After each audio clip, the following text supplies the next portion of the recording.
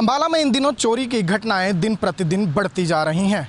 चोरी की घटनाओं की बात करें तो उसके बाद हम ये कह सकते हैं कि अंबाला में इन दिनों चोर पूरी तरह से चुस्त हैं और पुलिस सुस्त है।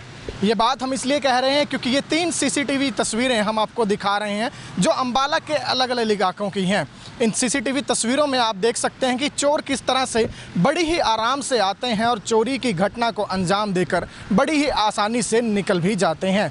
पहली सीसीटीवी तस्वीर में आप देख सकते हैं जो कि साहा इलाके से है और देख सकते हैं कि किस तरह से चोर रात के अंधेरे में एक दुकान के बाहर से लाखों का सरिया बड़ी ही आराम से लेकर फरार हो गए।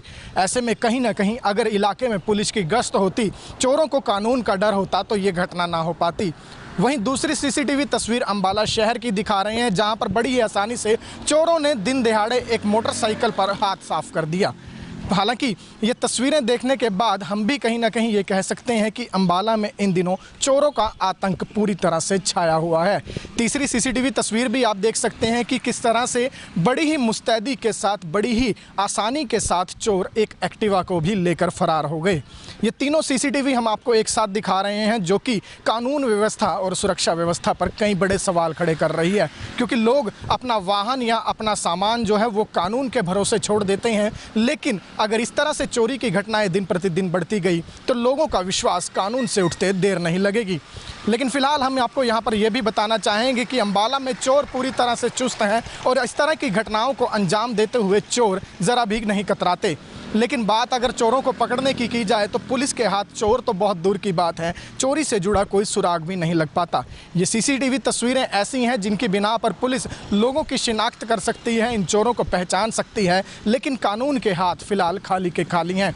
और इस मामले को लेकर स्पेशल के अगर हम बात करें तो साहा के मामले को लेकर जब हमारे स्थानीय संवाददाता ने पुलिस से अधिकारियों से बातचीत करने का प्रयास किया तो पुलिस के अधिकारी अपनी नाकामी को छुपाने के लिए मीडिया के कैमरों के सामने कुछ भी कहने से बचते हुए दिखाई दिए।